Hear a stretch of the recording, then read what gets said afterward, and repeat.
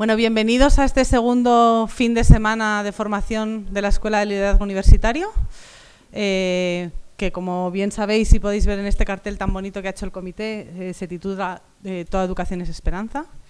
Lo primero de todo, quiero agradeceros a todos el haber venido, el estar aquí. Sé que hay gente que falta, que no podía llegar ahora o que irá llegando.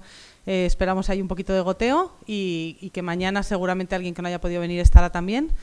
Pero os agradezco el esfuerzo, especialmente en esta tarde lluviosa, el que estéis todos aquí. Quiero agradecer también por que nos ha facilitado la posibilidad de que estemos todos aquí al Banco de Santander, a la Universidad Francisco de Vitoria, al equipo que ha trabajado duro en preparar este segundo fin de semana y a todas las personas que habéis participado en el comité. Lo dijimos en la primera reunión de comité cuando os mandamos el email para que os inscribierais.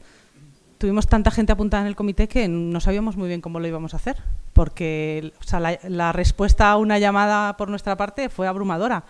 Así que me consta que habéis trabajado muchísimo. Muchas gracias al comité, que lo ha preparado todo con mucho cariño, y lo que os agradecería es un fuerte aplauso de todos los que no habéis estado en el comité a vuestros compañeros que se han matado a trabajar estos días.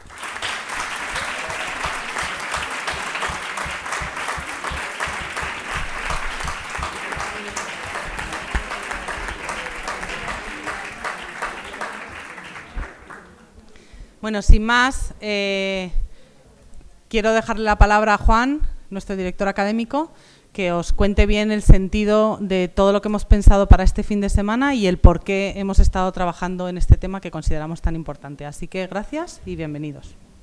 Buenas tardes. El comité que ha estado trabajando, que ha estado matándose a trabajar y que sigue trabajando y que seguirá trabajando después. ¿Se oye?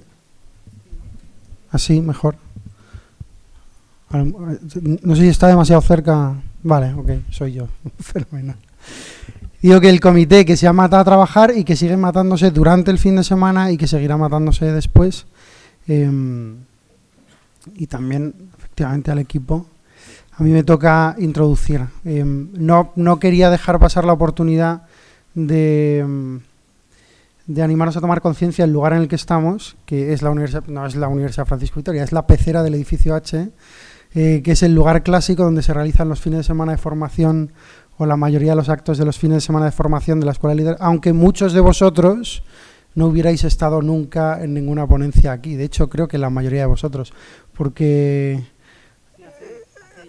hace mucho tiempo que no celebramos un fin de semana en la pecera, que tiene aforo para todos, pero que nos habíamos acostumbrado a aforo dejando sillas libres a un lado y al otro, lo cual es el signo más evidente de que parece que la pandemia se está acabando o que al menos la consideración de pandemia va a desaparecer, lo cual nos alegra profundamente, y a los alumnos que vengan este año a Becas Europa y que sean seleccionados les va a alegrar aún más, probablemente. Bueno, me toca a mí introducir. Buenas tardes a todos, otra vez. De verdad que es una alegría que estemos aquí. Hoy hemos celebrado en la universidad, por eso vengo tan así, el Día de Santo Tomás, que en realidad es en enero, pero que hemos aplazado hoy precisamente para poder comer juntos. Y la festividad de Santo Tomás me da pie para comenzar, justamente porque en la mesa en la que nos ha tocado comer, hemos comido con el rector y con un invitado que va a hablar justo a continuación, que es muy querido para el rector y por la Universidad Francisco de Vitoria. La frase que había porque ponen frases de Santo Tomás en cada mesa, os voy a leer la frase que aparecía porque me ha parecido precisamente providencial, y dice: mesa 21. El único instrumento que los hombres tenemos, tanto para perfeccionarnos como para vivir dignamente, es la educación. Esto decía la mesa de la comida de Santo Tomás, y así empiezo. Empiezo en este día maravilloso y precioso, y no lo digo irónicamente, entre el invierno y la primavera, con la promesa del renacimiento del mundo que ya podemos ver en los almendros. Los que hayáis ido por la carretera, o en Madrid hay muchos en algunos sitios, esta promesa del renacimiento ya en los almendros en flor. Y en esta bueno, esto lo tengo apuntado, pero lo voy a leer, perdón, a alguno les cocerá. Y en esta semana maravillosa en la que el Real Madrid ha reeducado a todos los ignorantes que nunca aprenden del todo uno de los dogmas irrefutables del universo. Que si vas a la casa del rey tienes que saber con qué cuentas. Nos hemos roto la cabeza con el título el fin de semana, ¿verdad? Toda educación es esperanza. Algún insensato se atrevió a proponer que se llamara Toda educación es esperanza, que fui yo en broma en realidad, nadie lo ha propuesto. Toda educación es esperanza, que evidentemente hace referencia a nuestro lema, ¿no?, que nos acompaña durante todo este curso. Toda acción es esperanza. Para que quede meridianamente clara la relación de este fin de semana con toda la reflexión que llevamos este curso, ¿no? Y lo repetimos porque no nos cansamos de repetírnoslo y porque necesitamos repetírnoslo. Que toda acción es esperanza significa que no podemos sustraernos de la promesa que experimentamos en cada cosa que hacemos, en cada cosa que decimos, en cada cosa que pensamos, en cada lugar al que vamos, en cada relación que mantenemos.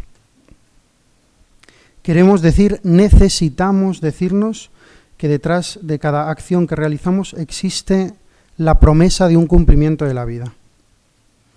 Que no podemos vivir ni un segundo de nuestra existencia, otra cosa es que no nos demos cuenta de ello, sin esperar que algo bueno suceda o se suceda a nuestro vivir. Que vivir es siempre vivir en función del bien, partiendo de la belleza. Y en este momento dramático, tenso, difícil por muchas cosas, cuando todo parece que se puede torcer,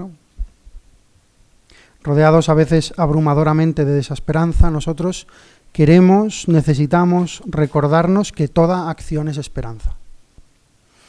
También la educación, o quizá sobre todo la educación, porque si falta la educación, entonces lo que sobreviene no es la desesperanza, sino la desesperación. Si la educación faltara, la consecuencia es la desesperación. Pero, ¿toda educación es esperanza? ¿De verdad toda educación es esperanza? ¿Y la mala educación? ¿Podemos ser mal educados? ¿Podemos educar mal? ¿Podemos estar mal educados?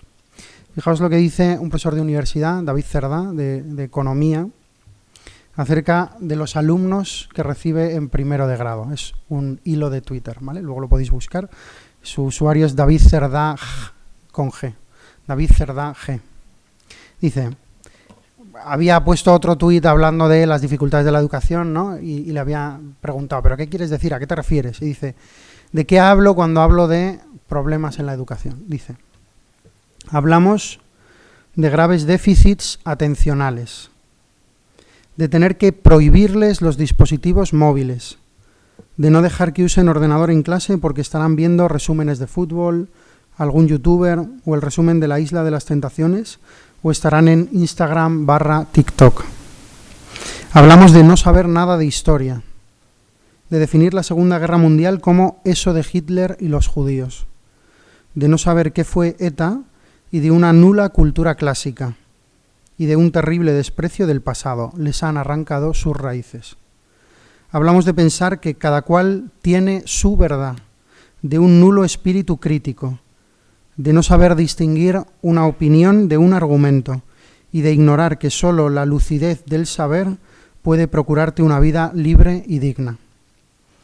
Hablamos de incapacidad informática, de no saber nada de ordenadores, ni siquiera lo básico de Word o Excel, como por ejemplo que se pronuncia Excel y no Excel.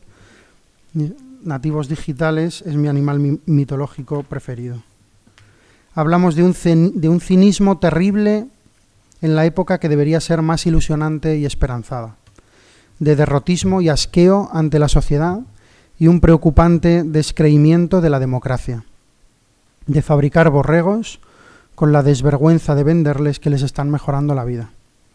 Hablamos de un desprecio intolerable en vidas humanas y de una enorme injusticia en marcha en nombre de, comillas, la digitalización, la sostenibilidad, la resiliencia y otros señuelos, de políticas reaccionarias que se venden como progresistas.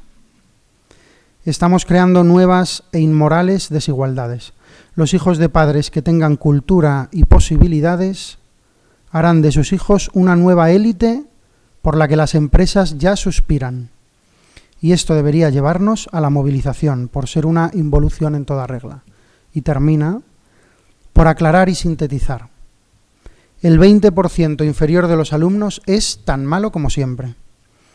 El 20% superior es mejor que nunca. Pero el 60% de en medio se ha desplomado. Como decía Ortega, una sociedad se mide por su hombre medio. Así termina. Muchas veces, cuando hablamos de educación, del sistema educativo, de la etapa escolar, de la formación universitaria, predomina en nosotros, como en David Cerdá, un derrotismo brutal. Mi experiencia, si yo analizo los 12 años que llevo en la universidad, es la misma que la de David. Cada año recibo, en este sentido cuantificable de la realidad, peores estudiantes. Cada vez hay menos nivel, pero sobre todo, y más preocupante, menos ilusión, menos apertura, menos ganas, menos deseo. En definitiva, menos vida. No comparto el diagnóstico de David en todo lo que dice. Me parece, me lo decía Laura ya más antes, diles que no sean cuñados. Pues también se lo digo a David Cerdá, ¿no?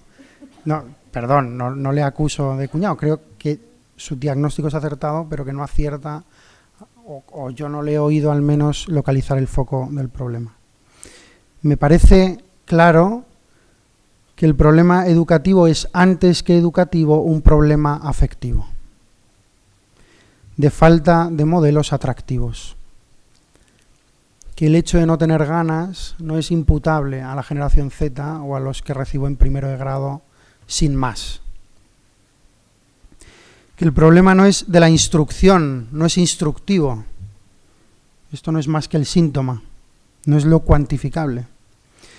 No es de falta de lectura, no es de desconocimiento de los clásicos o de desconocimiento de la tradición. Esto ya lo decía Hannah Arendt muchísimo antes. A veces decimos, ¿no?, esto de qué horror, los jóvenes ya no leen, no se interesan por la política, ¿no? Están viendo La Isla de las Tentaciones en clase. Les da igual la literatura. ¿Y si lo que sucede es que no han sido educados? ¿Y si lo que sucede es que no han encontrado a nadie con quien tanto, como nos decía José Luis Almarza hace casi 2 años? Si la educación es un movimiento de un sitio a otro, ya veremos de qué sitio a qué sitio, entonces ¿quién lo inicia? ¿Cómo se inicia? En función de quién está el primer paso. ¿Qué sucede en el proceso educativo?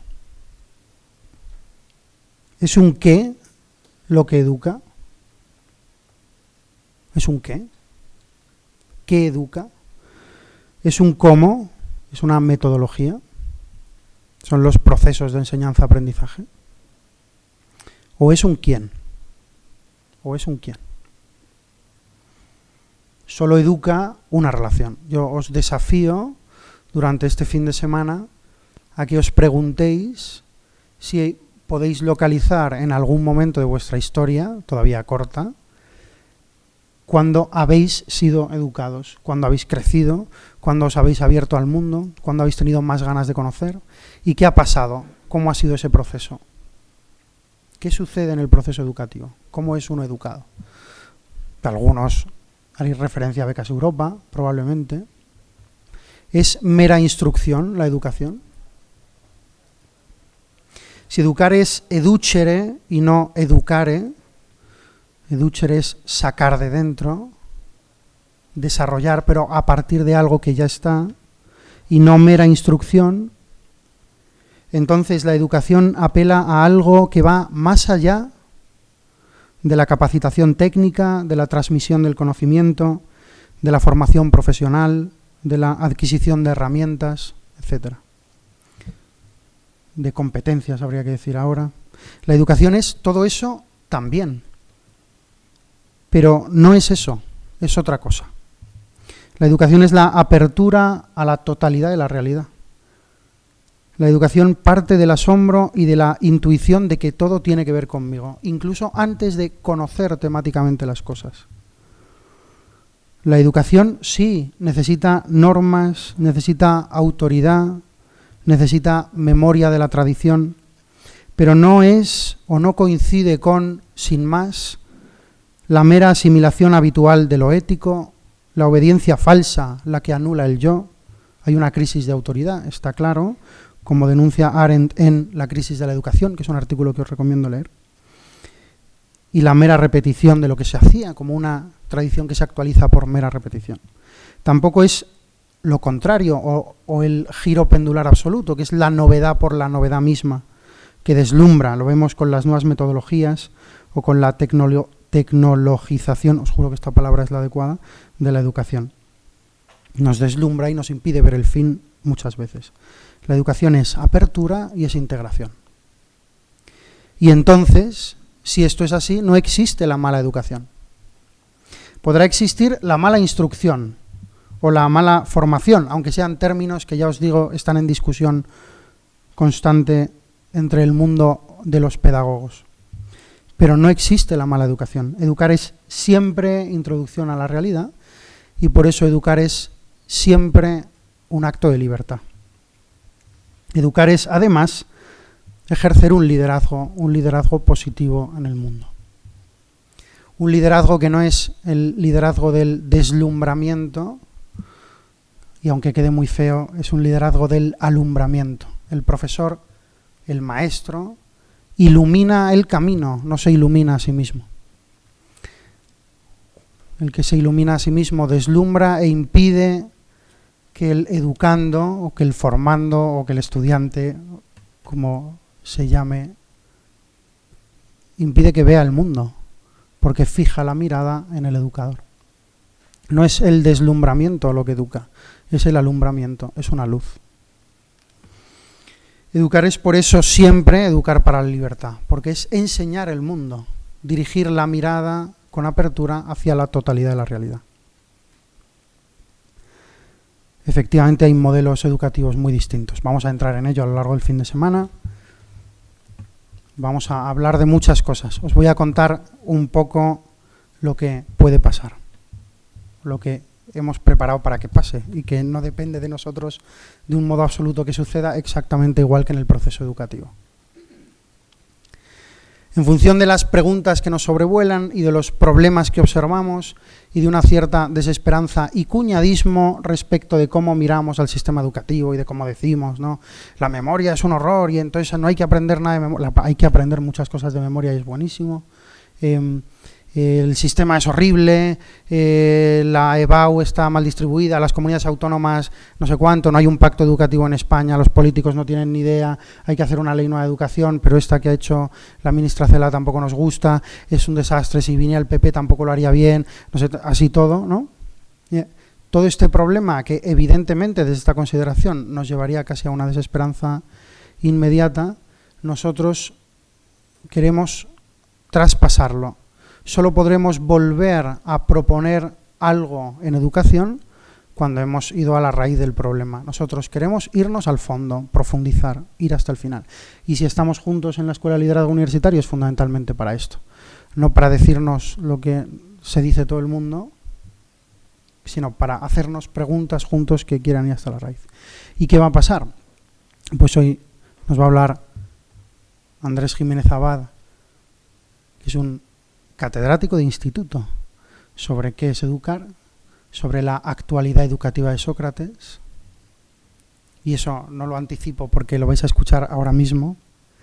Después vamos a tener un acto cultural y por ende educativo, que es un ANCIA, que es una velada de poesía y de poesía acerca de la educación y la cultura, y es una velada teatralizada.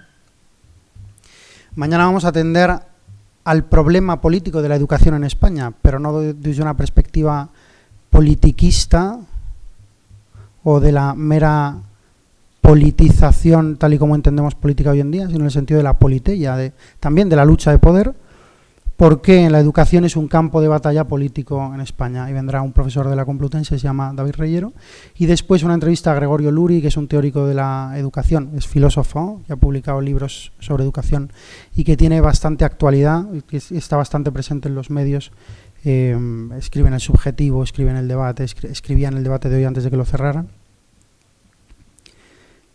Después tendremos grupos de trabajo, que es este lugar privilegiado donde hacer aflorar estas preguntas precisamente para ponerlas en común, para ser educados en comunidad con otros. Después tenemos la comida, no nos la saltamos. Después tenemos encuentro con los profesores de los módulos en activo, que es otro momento bonito porque es como la clase presencial en la cual podéis tocar y podemos hablar como con más detenimiento y no a través de Telegram, que es el medio preferido por los profesores de la ELU. Y es un momento importante. Después tenemos una conferencia de Ilaria Gaspari, que es una filósofa italiana, que será online y será en inglés, digo, porque alguno pueda desempolvar alguna, porque vengáis preparados, que va a hablar sobre cómo la filosofía es una educación para la vida. Ella hizo una cosa, bueno, no lo voy a contar porque nos lo va a contar ella mañana, me callo. Y luego José María Torralba, que es un catedrático de la Universidad de Navarra, y director del Core Curriculum de la Universidad de Navarra, nos va a hablar sobre educación liberal y grandes libros. Educación liberal no significa liberal en el sentido político, sino que significa educación humanística o educación integral, ¿vale? Y el domingo por la mañana tenemos una mesa redonda de testimonios. Después de haber intentado ir juntos a la raíz de la educación,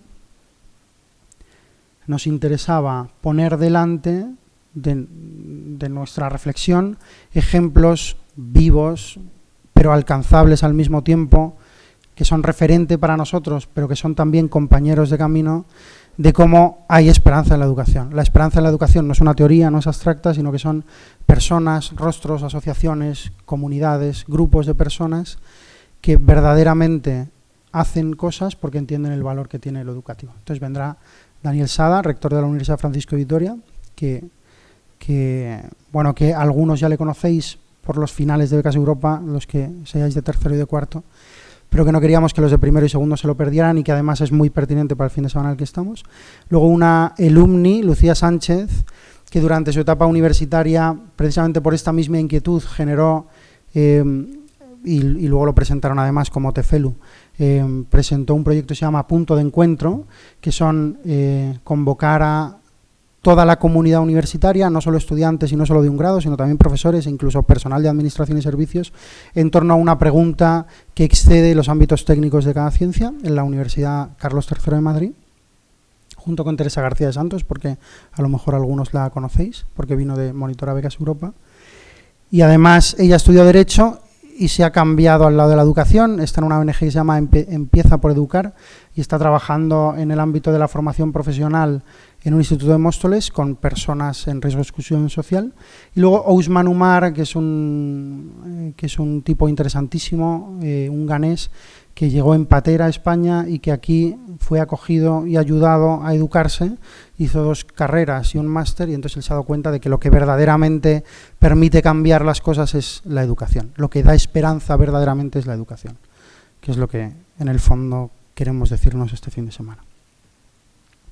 Yo os invito a que, otra vez más, estéis completamente disponibles a las sugerencias que podáis recibir en las conferencias, en las ponencias, en los grupos de trabajo, en las conversaciones de pasillo, con vuestros compañeros, con profesores, a que estéis abiertos, disponibles para acoger esta llamada a profundizar en una cuestión que es fundamental para nosotros, que es fundamental para el futuro y que si no existiera nos llenaría de desesperación, precisamente porque anula el futuro.